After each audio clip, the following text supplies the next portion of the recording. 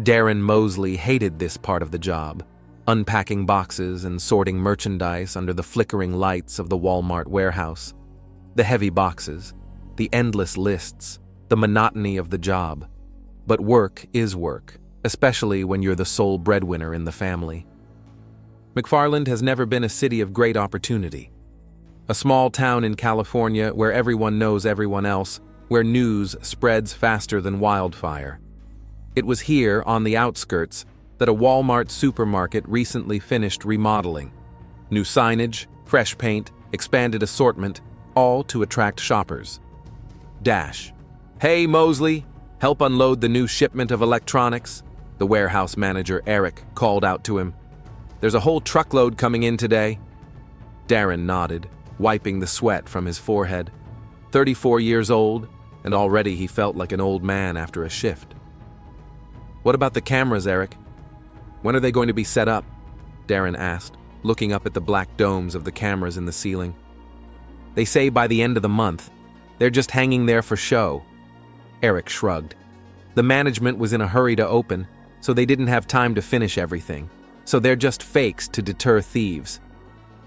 After his shift, Darren struggled to get to his old Ford. His body ached with fatigue, and his thoughts revolved around the evening ahead. Chantel had to cook something special. It would be their anniversary. He smiled, remembering how they'd met in this very store 5 years ago. She had just gotten a job as a cashier then, and he was working in the sporting goods department. Love at first sight. That's what Chantel had said. As they pulled up to their house, a small one-story structure on a quiet street, Darren noticed the lights in the windows were off. That was odd. Chantel should have gotten home from work an hour ago. The house was empty and quiet. No smell of food, no sign of his wife's presence. There was no note on the kitchen table, no sign of dinner being started. Darren pulled out his cell phone and dialed her number. Hello? Chantel's voice sounded out of breath. "Where are you? I thought you'd be home before me." "Oh, I'm sorry, darling. I was asked to stay late. I had to help with inventory." Darren frowned. There was no inventory on Sunday. He knew that for a fact. "What department?" "Electronics. A whole batch of new TVs came in and I had to check everything." "Electronics. This new guy, Rashid, worked there. Young, tall, perfect smile. Darren had seen the female customers flirting with him, saw it, but didn't pay attention. Until now. "You worked with Rashid there?" Pause. Small, almost imperceptible, but Darren caught it. "Yeah, him and a couple other guys. Listen, I'll be right there, okay? Bought us some wine on the way." She hung up. Darren sank slowly into his chair. Something was wrong. He could feel it. The intuition he used to ignore was now screaming danger. Chantel returned half an hour later, her cheeks flushed, her hair slightly disheveled. She was holding a bag with a bottle of wine. "Sorry for the delay." She kissed him on the cheek and went straight to the kitchen. "I'll make something quick." Darren watched her, noting the details. The lipstick that wasn't there this morning, the new blouse under her work vest, and that smell. Male cologne, definitely not his. "How was your day?" he asked, trying to keep his voice casual. "The usual. Hustle and bustle, customers, nothing interesting." She was chopping vegetables too vigorously, avoiding his gaze. "And you? Nothing much either. Except Eric told me that the store's cameras aren't working yet. They're just for show." The knife froze in her hand for a second, then kept going. "Really? I didn't know." Dinner passed in tense silence. Chantel tried to strike up a conversation about the show they were watching, about their plans for the weekend, but Darren only answered one-wordedly, watching her. Something had changed in his wife. Something he hadn't noticed before. The next day, Darren purposely went to the store early. The electronics department was located in the far corner, and it was convenient to watch the cash registers where Chantel was working. As he set out the boxes of headphones, he glanced in his wife's direction. Rashid showed up at 10. His shift started later. Tall, slender, with a well-groomed beard and stylish glasses. 26 years old, recently moved from Atlanta. Darren knew only the basic information the employees shared about him. Here's Rashid walking past the cash registers. Here he nods to Chantel. And here, and this made Darren's insides clench, Chantel smiles at him. Not the usual polite smile for co-workers, but a special smile with a twinkle in her eye. Mosley, what are you doing? You're paid to work, not to daydream. Eric's voice brought him back to reality. All day, Darren had been watching. Sneakily, in between, trying not to attract attention. During his lunch break, he noticed Chantel and Rashid sitting at the same table in the break room. They didn't sit too close, didn't touch each other, but there was something in their gazes, in the way they leaned closer when they spoke. That evening at home, Darren couldn't stand it. Do you talk to Rashid much? Chantel, washing dishes, froze for a moment. With whom? Don't pretend. With the new guy from electronics. Ah, him, she shrugged, continuing to rub her plate. Just a normal workplace interaction. Why do you ask? Just noticed you two talk a lot. He's new, Darren. Everyone's talking to him, helping him settle in. What's the interrogation? It's not an interrogation, just asking. But from her tone, from the way she avoided his gaze, Darren knew something was up. Maybe not cheating yet, but something on the edge. The next few days became a torture for Darren. He began to notice details he'd missed before Chantel began to stay late at work more often. She was paying more attention to her appearance, new hair, makeup in the morning, perfume she'd only used on special occasions, and her cell phone. She'd never put a password on it before. Now she kept the device with her at all times and put it under her pillow at night. On Thursday, while Chantel was in the shower, Darren picked up her phone. Locked. He tried several combinations: birthday, wedding year, her favorite numbers. Nothing. Then he remembered seeing her enter once, 19226, the 19th day, the 26th year. Rashid's birthday? He tried it. The phone unlocked. With shaky hands, Darren opened the messages. The correspondence with Rashid had been deleted, but the settings showed they'd corresponded as recently as yesterday. He checked email, social media, nothing suspicious. But then, he noticed a note-taking app. He opened it and froze. There was only one message: back room, 10 p.m. Friday. The sound of the water turning off in the bathroom made him quickly put his phone back down. His heart was racing, pounding in his temples. Friday, the back room, 10 p.m. For the next 2 days, Darren didn't seem to be himself. At work, he made mistakes. At home, he could barely hold a conversation. Chantel didn't seem to notice anything, or pretend to. She was habitually gentle, cooking his favorite meals, asking about work. But now her every word, every gesture seemed false to him. Friday morning, Chantel announced that she had the evening shift. "I'll be back late. Don't expect me for dinner," she said as she got ready for work. "I have a late shift too," Darren lied. He'd actually taken the afternoon off. At the store, Darren could barely concentrate. When he caught Rashid's gaze, he felt a wave of anger rising inside. The man was going to meet his wife, secretly, in the back room, after the store closed. On his lunch break, Darren approached the technician setting up the computers in the office. "Are the cameras still not working?" he asked casually. "No, buddy," the technician replied, fiddling with the wires. "The equipment is there, but the recording server hasn't been set up yet. All these black domes are just a sham. The management was in a hurry to open, so they didn't have time for everything. When will they be up and running?" "Maybe a week, maybe 2 weeks. They told me to set up the cash registers and the goods accounting system first. Video surveillance last." That information was good for Darren. He left work early that evening, citing a headache, but he didn't go home. After buying a sandwich and coffee at the nearest store, he settled into his car at the far end of the parking lot, where he had a clear view of the service entrance. Time dragged agonizingly slow. Darren checked his phone every 5 minutes, even though he knew it was still a long way from 10. At 9:30, the store closed to customers. He watched as the employees slowly left the building. Some said hello to him as they passed his car, but most hurried to their cars, ignoring the dark Ford in the corner of the parking lot. He didn't see Chantel among those leaving, nor did he see Rashid. That confirmed his suspicions. At 9:55, Darren got out of the car. The evening was cool, and he threw on a jacket, stashing his cell phone with the camera pre-opened in his pocket. He approached the service entrance, which should have been locked at this time, but the door gave easily. Someone had left it open. Inside the store, only the emergency lights were on, dim bulbs creating long shadows. Darren knew the layout well. To get to the back room, you had to go through the entire warehouse.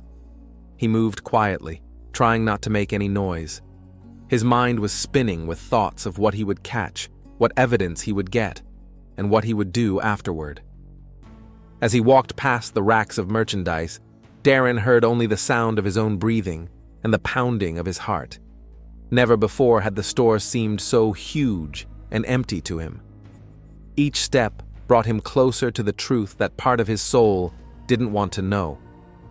The back room was in the farthest corner of the warehouse, a small room where tools, parts, and documentation were stored. It was cramped, but enough room for 2 people. Darren slowed his step as he approached the door. Silence. No sounds, no voices. Maybe he'd made a mistake. Maybe the note had some other meaning. But then he heard laughter. A woman's laugh. Chantel's laughter. And then a man's voice, quiet, with an accent he recognized immediately. Rashid. Darren's hand reached for the phone in his pocket. He took another step toward the door, preparing to turn on the recording. Proof. He needed proof. And then he would decide what to do next. Doubt was eating Darren up inside. It had been a week since the night he'd overheard Chantel and Rashid in the back room, but hadn't dared enter. A week of agonizing suspicions, misunderstandings, and growing anger. He didn't make a scene right away. He wanted to gather more evidence, wanted to be 100% sure. Monday morning, when Chantel went to shower, he picked up her phone again. This time, the password had been changed. Darren tried several combinations, to no avail. This only heightened his suspicions. She had something to hide. At work, he watched his wife and Rashid more closely. They rarely spoke openly, but exchanged glances when they thought no one was watching. One day, Darren noticed how Rashid accidentally touched Chantel's hand as he handed her the paperwork, and how she held her hand a little longer than necessary. Wednesday morning, while arranging merchandise in the appliance department, Darren heard familiar voices behind a neighboring rack. Chantel and Rashid. "We need to be more careful," she said in a whisper. Darren suspected something. "Don't worry," Rashid replied. We can always say we discussed work matters. That's not the point. He's watching me. He checks his phone when he thinks I can't see. You changed your password? Yeah, but that only made him more suspicious. A pause. Then Rashid's voice, quieter. Maybe we should stop for a while. Just until things calm down? I can't. Chantel could hear a tenderness in her voice that Darren hadn't heard addressed to himself in a long time. You know how I feel. Darren clenched his fists so hard his nails dug into his palms. So it's true then. Not just flirting, not just infatuation. His wife was really cheating on him with this boy. That evening at home, the atmosphere was electrified. Chantel sensed his mood and tried to be extra attentive. She cooked his favorite meal, turned on his favorite show, but Darren could barely look at her. Did something happen at work? She asked when he didn't answer her question about the show for the 3rd time. Nothing much. Darren looked up at her. How about you? How was your day? The usual. Lots of customers, a little tired. Did you talk to Rashid? Her eyes widened for a moment. Then she shrugged with feigned indifference. Briefly. Why? Just asking. Darren set his fork aside. His appetite was completely gone. You know what's weird? I've noticed that you two don't talk much in front of me, but the minute I step away, what are you talking about? Chantel frowned. I talk to all my coworkers the same way. That's not true. Darren stood up from the table. I saw you today.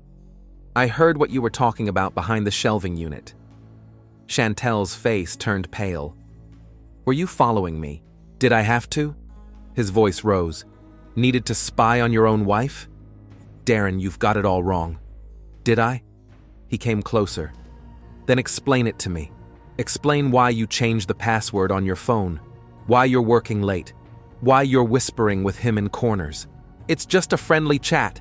Chantel stood up too, her face contorted with anger. God, you're so possessive. I can't even talk to a coworker without you suspecting me. Friendly? Darren grinned bitterly. You know how I feel is friendly. Chantel fell silent, looking at him with wide eyes. Yes, I've heard, he continued. Heard everything. So don't lie to me again. Enough. I'm not going to discuss this when you're in this state. Chantel headed for the door. I'm going for a walk. You're going to his place? Darren shouted after her, but she had already slammed the door. Left alone, Darren collapsed into a chair, wrapping his arms around his head. His chest burned with pain and rage. 5 years of marriage, 5 years that now seemed like a sham. Chantel returned 2 hours later. They didn't speak. They went to bed in separate rooms, she in the bedroom, he on the living room couch. All night Darren didn't sleep a wink, replaying in his head their conversation, the voices behind the shelving unit, all the details he'd overlooked or ignored before. The next 2 days passed in tense silence. They barely spoke except for the essentials. At work, Darren stayed away from the electronics department, afraid he wouldn't be able to contain himself if he saw Rashid. Chantel seemed to avoid him too, switching shifts with other cashiers when he worked. On Friday, as Darren was walking past the maintenance department, Eric called out to him, Mosley, come in here a minute. Alex is setting up the cameras. Maybe he can check your sector too. Darren walked into a small office where a young guy in glasses was fiddling with wires and monitors. Hi, the technician nodded. What sector do you work in? Mostly in the warehouse and appliances, Darren answered, looking at the equipment. So are the cameras finally going to work? Not all at once. Alex shook his head. It's a big system, a lot of surveillance points. We'll start with the cash registers and entrances, then gradually connect the rest. But the system will be fully operational in 2 weeks at the earliest. What about the ones that are already up? Darren tried to keep his voice normal. Are they recording? No, they're just dummies for now. The technician grinned. To be honest, half the domes are empty, just for intimidation. The only real cameras are at the cash registers and the main entrance, but they're not connected to the server yet. The management was in a hurry to open, so it's the same as always. That information is imprinted on Darren's brain. Cameras aren't working. No one's recording anything. No one will see anything. On his lunch break, he spotted Chantel in the break room. She was sitting alone, engrossed in her phone. Darren sat down across from her, making her wince. We need to talk, he said quietly. Not here. She looked around. A few colleagues were watching them with interest. Rumors of their fight had already spread around the store. Then where? At home, you refused to talk. I don't know, Darren. She looked tired. I need time to think. What's there to think about? He leaned in closer. Either you stop seeing him or what? There was a challenge in her voice. What will you do? Darren didn't answer. He didn't know the answer to that question himself. At that second, Rashid entered the room. When he saw them at the same table, he froze for a moment, then headed for the coffee machine, careful not to look in their direction. I see your friend is here, Darren hissed. I won't interrupt your friendly conversation. He stood up and walked out, feeling something dark and scary boiling inside. That evening, returning home, Darren found Chantel packing a bag. Where are you going? He asked, standing in the bedroom doorway. To my sister's for a couple days. She didn't look at him. We both needed to cool down, to think. You're going to see him. It wasn't a question. It was a statement. Think what you want. Chantel zipped up her bag. I'll be back on Sunday. Maybe. She walked past him, but Darren grabbed her arm. Chantel, don't do this. Let go. She wrenched her hand away. You can't tell me what to do. I'm your husband. So what? That doesn't give you the right to control me. She took a step back. That's exactly why She stopped talking. So what? Tell me. Darren felt a vein throbbing on his temple. Is that why you found someone else? Is that why you're sleeping with this? Stop it. Chantel put her hands over her ears. I'm not going to listen to this. She grabbed her bag and ran out of the house. Darren heard her car start, her tires rustling on the gravel. And then there was silence. Darren spent the weekend in a daze, didn't eat, hardly slept. Pictures of Chantel and Rashid together, laughing, hugging, making love. Every such thought was like a stabbing. On Monday, he came to work earlier than usual. Chantel was supposed to work the morning shift, and he wanted to talk to her before the workday started, but she wasn't in. He found out from another cashier that Chantel had switched shifts and wouldn't be in until the evening. The day stretched agonizingly slow. Darren worked mechanically, thinking only of the upcoming conversation. He decided to try one last time to save their marriage. If she agreed to end the affair, he was willing to forgive, forget, start over. Around 6 p.m., he spotted Chantel at the checkout counter. She looked pale but calm. Darren wanted to walk over, but at that moment, Rashid approached her. They exchanged a few words, then Rashid handed her a small note and left. Darren waited until Chantel went to take her break and followed her into the break room. There were several coworkers there, and she clearly wasn't expecting to see him. We need to talk, he said. Not now, she shook her head. Then when? You've been avoiding me. After work, she sighed. Come home at 11 and we'll talk then.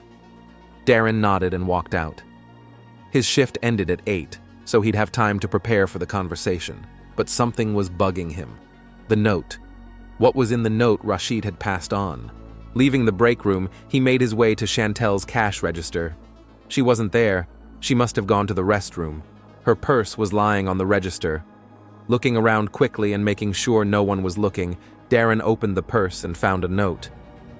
Back room, 10:30, need to decide what to do next. Darren slowly put the note back down. 10:30, after the store closed, in that very back room. He went back to his work, but thoughts were frantically swirling in his head. They were going to meet. Tonight. To decide what to do next. What does that mean? Are they planning an escape? Is Chantel planning to leave him? At 8 o'clock, Darren finished his shift but didn't go home. He sat in his car and waited. Time dragged unbearably slow. 9, 10. The store closed for customers. At 10:20, Darren got out of the car and headed for the service entrance. The door was unlocked. Apparently they were already inside. He quietly entered the building. The emergency lighting created eerie shadows. Darren knew the way to the back room by heart. Every step echoed in his ears. Every breath seemed loud in the silence of the empty store. As he approached the back room door, he heard their voices. Quiet, but distinct. I can't go on like this, Chantel said. He knows everything. He's watching me. We can leave. Rashid's voice sounded confident. I have money. We'll start a new life. What about Darren? We've been married 5 years. You're not happy with him. You said so yourself. I know, but, it's complicated. It's up to you, Rashid said. But I love you, and I want to be with you. I love you too. The words hit Darren like a hammer. She does. She loves him. 5 years of marriage, and she tells another man she loves him. Unable to remember himself, Darren swung the door open. They stood in each other's arms. Chantel cried out when she saw him. Rashid took a step back. "Darren, what are you doing here? I thought I'd check out what you two were friendly chatting about." His voice was icy. "Now I know. You're planning an escape. Love? A new life? Like in a cheap novel?" "Listen, friend," Rashid began, stepping forward. "We didn't want you to find out like this." "Don't you dare call me friend," Darren roared. "You're sleeping with my wife." "Darren, calm down." Chantel put her hands out in front of her. "Let's talk like adults." "Like adults?" He laughed bitterly. "Grown-ups don't have secret trysts behind their husbands' backs. Grown-ups don't lie. Grown-ups." His gaze fell on the tools on the shelf. A hammer. A heavy, metal-headed hammer. Darren didn't realize how he'd ended up next to the shelf, how his hand had gripped the cold handle. "Darren, what are you doing?" Chantel's voice trembled. "Put that down. You were supposed to be mine," he whispered. "Only mine." "Hey, buddy, chill out." Rashid took a step forward, covering Chantel with himself. "Let's just talk." But Darren couldn't hear anymore. His eyes were a red blur. In one motion, he swung and struck. The hammer smashed into Rashid's temple with a thud. He fell without a sound. Chantel screamed. Darren turned to her. There was terror in her eyes. "Darren! My God! What have you done?" She rushed over to Rashid, who was lying there. "He's not breathing! You killed him!" She reached into her pocket for her phone. Darren grabbed her arm. "Don't, Chantel! Let go of me! You're crazy!" She tried to pull away. "I'm calling the police!" "No." The second blow was as accurate as the first. Chantel fell beside Rashid, her eyes wide open, staring into nothing. Darren stood over the bodies, clutching the bloody hammer. Only now did it begin to dawn on him what he had done. Killed 2 people. But the cameras don't work. No one saw him come in. No one knows he's here. He could have fixed it. Cover his tracks. Disappear. Darren began to act mechanically, as if watching from the sidelines. Wiped off the hammer. Put it in Rashid's hand. Staged. They argued. Rashid killed Chantel, then, realizing what he'd done, killed himself. Perfect plan. Cameras don't work. No witnesses. Darren left the back room, closing the door carefully behind him.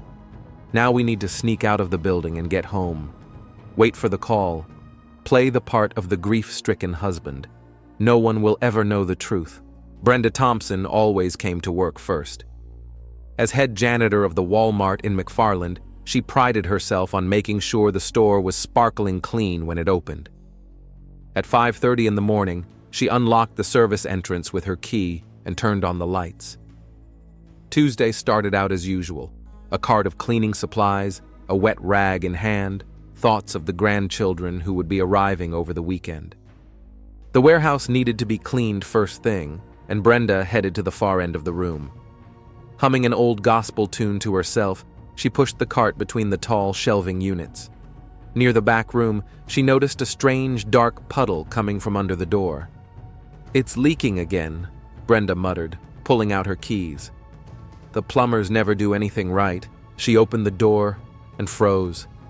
A scream caught in her throat. On the floor, in a pool of blood, lay 2 bodies, a man and a woman. A bloody hammer was clutched in the man's hand. It was only after a moment that Brenda was able to move. With shaking hands, she pulled out her cell phone and dialed 911. Dash McFarland Police Department. A calm female voice answered. "Help!" Brenda wheezed. "At the Walmart. Murder. 2 bodies." 20 minutes later, the parking lot in front of the store was filled with police cars. Employees who had come in for their morning shift crowded outside, whispering and speculating. Yellow tape fenced off the entrance, and forensics officers were working in the building. Detective Imani Kumalo arrived on the scene at 6:15. 33 years old, tall, with a short haircut and attentive eyes, she immediately took control of the situation. Her partner, Sergeant Otis Brooks, a 52-year veteran of the police force with graying hair and a wrinkled face that had seen a lot of action, walked beside her. "What do we got?" Imani asked the patrolman who met them at the entrance. "A double homicide, a young woman and a man. Found them in the back room, bodies still warm, deaths overnight. Apparently the man killed the woman and then killed himself." "We got an ID." "Yes, ma'am. Female. Chantel Mosley, 30s, cashier. The male is Rashid Njabi, 26, electronics clerk." Imani and Otis exchanged glances. "Cameras?" Otis asked. "First thing we checked," the patrolman replied. "Turns out the video surveillance system hasn't been set up yet. There are cameras, but they don't record." "Dash convenient," Imani muttered. They walked through the service entrance, past the forensics guys collecting evidence in the warehouse, to the back room. The medics were already preparing to transport the bodies, but Imani asked them to wait a minute. Otis put on gloves and carefully removed the hammer from Rashid's hand. "Strange," he said, examining the weapon. "The grip is unnatural. If he killed her, and then himself, the fingers should be relaxed after death." "Plus," Imani added, examining the wound on Chantel's temple, "the blows are from the same angle. A right-handed person hits differently if they're aiming at themselves." "Staged?" Otis suggested. "Looks like it." Imani nodded. "We need to find the woman's husband." Darren Mosley was at home when there was a knock on his door. He'd barely slept a wink the night before, replaying the events of the evening in his head, convincing himself that he'd done the right thing, that no one would suspect anything. When he opened the door and saw the two detectives, his heart skipped a beat, but outwardly he remained calm. "Mr. Mosley?" the female detective asked, showing her badge. "Dash Detective Imani Kumalo, McFarland PD. This is Sergeant Brooks. Can we come in? We need to talk to you." "Sure." Darren stepped aside, letting them pass. "Is something wrong?" They sat down in the living room. Imani noticed that Darren looked tired, red eyes, wrinkled clothes, but that could be explained by the early visit. "Mr. Mosley, I'm afraid we have some bad news," Imani began, watching his reaction carefully. "Your wife, Chantel Mosley, was found dead this morning at Walmart." Darren froze, then his face contorted with shock. He leaned back against the back of the couch, covering his face with his hands. "What? No. How? What happened?" "We're investigating the circumstances," Otis replied calmly. "A member of the electronics department, Rashid Njabi, was found with her. He's dead, too." Darren raised his head, his eyes a mixture of shock and something else. Imani couldn't pinpoint it. Anger, fear, Rashid. "I don't understand. What were they doing together?" "We were hoping you could help us find out," Imani said. "When was the last time you saw your wife?" "Yesterday. She was working the evening shift," Darren said slowly, as if choosing his words carefully. "We agreed to meet at home at 11 to talk. We've been having problems lately." "What kind of problems?" Otis asked, taking notes. Darren lowered his gaze. I suspected that she was having an affair with a coworker. "With Rashid Njabi," Imani clarified. Darren nodded. "She didn't come home yesterday. I thought she'd decided to spend the night at her sister's." Dash. His voice trembled. "God, I can't believe it." "Where were you last night, Mr. Mosley?" Imani asked. "At home, waiting for her. My shift ended at 8, so I came here and waited." "Can anyone confirm that?" "No, I was alone." Darren looked up at her. "You don't think I—" "We're considering all leads," Imani replied flatly. "Tell us more about your suspicions about your wife." Darren talked about the last few weeks, the password change on his phone, the late return from work, the note he'd seen, about the fight, about Chantel going away for the weekend and then coming back and deciding to talk. "I really thought we could work things out," he said, and this time the tears in his eyes seemed real. "I loved her." The detectives asked a few more questions. Then Imani said, We need you to come down to the station and formally identify the body.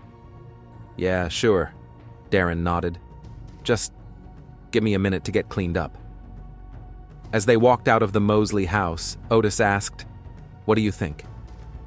"Too smooth," Imani replied. He suspected his wife of cheating on him. They had an argument, and suddenly she turns up dead along with her alleged lover. But he had no motive to kill them both, Otis objected. If he wanted to get rid of his rival, why kill his wife? Passion, jealousy, rage. Imani shrugged. Did you see his eyes when we told him about Rashid? There was something wrong. So far, we only have suspicions. We need evidence. We'll find it, Imani said confidently. If he did it, he made a mistake somewhere. Everybody makes mistakes. At the station, Darren formally identified his wife's body. His face was a mask of pain, holding onto the wall to keep from falling. Perfect behavior for a grief-stricken husband, Imani thought. Too perfect. After the lineup, Darren was released home but asked to stay in town. Imani and Otis returned to Walmart, where evidence collection continued. Did you find anything? Imani asked the CSI. Blood from the victims. Prints mostly Rashid's, a few of Chantel's, he replied. Only Rashid's prints on the hammer, but the placement is odd, as if someone had put the weapon in his hand posthumously. Signs of a struggle? Minimal. They didn't seem to have expected an attack. Imani nodded and turned to Otis. We need to talk to our colleagues. Someone might have seen them together yesterday. Over the next few hours, they interviewed all the store employees working the evening shift. Most confirmed that they had noticed tension between Darren and Chantel in recent days. Some had seen Chantel and Rashid talking, but none had noticed anything out of the ordinary. Darren left around 8, one of the cashiers said. I saw him heading for the exit. And then? Did you see him after that? Imani asked. No, I didn't. The other employees also confirmed that Darren left at 8 and never came back. At least no one saw him. Let's check the parking lot cameras, Otis said, reviewing the notes. Maybe we can see if he actually left. And didn't come back, Imani added. The technician in charge of installing the surveillance system confirmed that the internal cameras were not working, but the external ones, aimed at the parking lot, were connected the day before the tragedy and were recording. Check to see if anyone left the building through the service exit after closing time, Imani asked. The technician nodded and began reviewing the recordings. Meanwhile, Otis received the preliminary results of the autopsy. Death occurred between 10:30 and 11 p.m., he reported, caused by blunt force trauma to the head. Rashid was the first to die, Chantel a few minutes later. All indications are that it's not a suicide, Imani said. Someone wanted it to look that way. At that moment, a technician with a clipboard approached them. Detectives, I found something on the tape. At 10:43, a male figure exits through the service entrance and quickly leaves the area. No face visible. Hood, dark clothing. Height, build? Imani asked. About 6 feet, strong build. Like Mosley. Any sign of the car? No, this corner's out of sight. Imani and Otis looked at each other. Suspicions were growing, but there was still no direct evidence.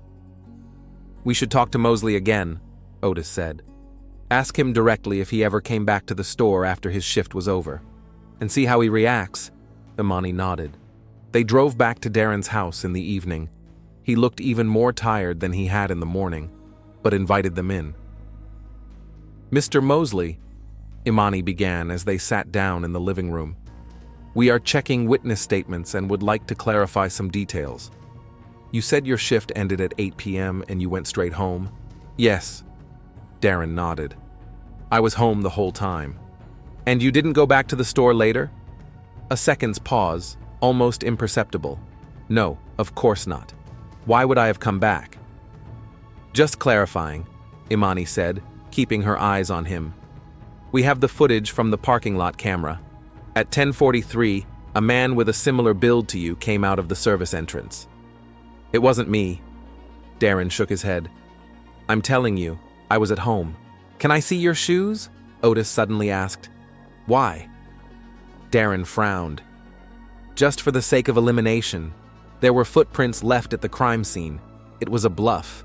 They hadn't found any particular traces. But Darren's reaction was telling. He visibly tensed.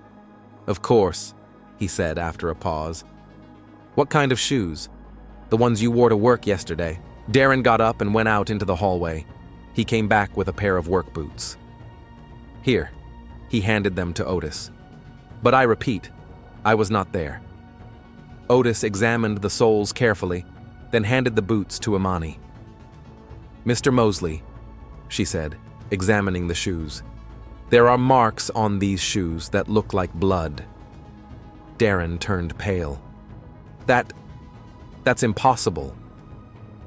"I wasn't there." "We'll send them to forensics," Imani said, pulling out an evidence bag. "If it's the victim's blood, we'll have a serious conversation." "I didn't kill them!" Darren jumped up, his voice breaking into a scream. "I loved Chantel. Yes, I was angry, but I would never—" "No one's accusing you, Mr. Mosley," Otis said calmly. "We're just gathering information." Darren sank back onto the couch, covering his face with his hands. "This is some kind of mistake," he muttered. I couldn't. There's something else," Imani said. "On your wife's cell phone, the last calls and messages have been deleted. Someone was very careful to hide their communication with Rashid, but our technicians recovered some of the data. The last person she called before she died was you, Mr. Mosley, at 10:15. It was a bluff, too. Chantel's phone was still being analyzed, but Imani needed to press on to see the reaction. Darren lifted his head, his eyes widening. "Yeah, I don't remember a call like that." "That's odd, considering the conversation lasted almost 5 minutes. Imani leaned closer. "What were you talking about, Mr. Mosley?" Darren began to shiver. Sweat stood out on his forehead. I don't remember." "Detective," Otis intervened. "Maybe Mr. Mosley needs a lawyer." "I didn't kill them," Darren shouted again, jumping up. "It wasn't me. I didn't go back to the store." "Then explain the traces of blood on your shoes," Imani said calmly. "Explain the phone call. Explain why a man of your build would leave the scene of a crime when you said you were at home." Darren began pacing around the room, his movements becoming more and more jerky. I don't know. Maybe it's a coincidence. Maybe..." "Darren," Imani's voice became softer. "We understand that you were furious. You found out your wife was cheating on you. You followed her. You saw them together. That would have been too much for anyone. Stop it." Darren grabbed his head. "I don't want to hear this." "If you tell us the truth, the court may take emotional state into account," Imani continued. "Rage, jealousy are mitigating circumstances." Darren stopped, breathing heavily. His eyes darted around the room like a hunted animal. "I didn't mean to," he finally whispered. "I just wanted to talk." "We know," Otis nodded. "Tell us what happened." Darren slowly sank down on the couch, as if all the energy had suddenly left his body. "I found a note," he began quietly. "The back room, 10:30. I knew they were meeting there. I just wanted to talk, to make her come to her senses." His voice shook. He took a deep breath and continued. "I got there. They were together. They were hugging. She said she loved him, that they would leave together. Start a new life." Darren shook his head. "I just wanted to talk. But Rashid started talking down to me, like I was some kind of... And the hammer was there, on the shelf. I don't even remember grabbing it. I don't remember hitting it. I just remember Chantel screaming. And then she reached for the phone. She wanted to call the police. Said I was crazy." Darren covered his face with his hands, his shoulders shaking. "I didn't mean to kill her," he whispered. "I swear I didn't. I loved her. Even after everything. I loved her." Imani and Otis looked at each other in silence. The confession had been made. Now it was time to read Darren his rights and take him to the station. Darren Mosley, Imani began in a formal tone. You are under arrest on suspicion of the murders of Chantel Mosley and Rashid Njabi. As Darren was led out of the house in handcuffs, neighbors gathered to watch. Some filmed on their phones, some shook their heads, some whispered prayers. The normally quiet town of McFarland had become the scene of a bloody drama that would be discussed for a long time to come. Imani sat behind the wheel of the police car, Otis beside her. Darren, broken and quiet, sat in the back. Why did you suspect him from the beginning? Otis asked as they pulled away. Too convenient a suicide, Imani replied. Too perfect. It doesn't work like that in life. The car moved slowly through the quiet streets of McFarland. Another case solved, another family tragedy, another story of how love can turn into hate and jealousy into murder.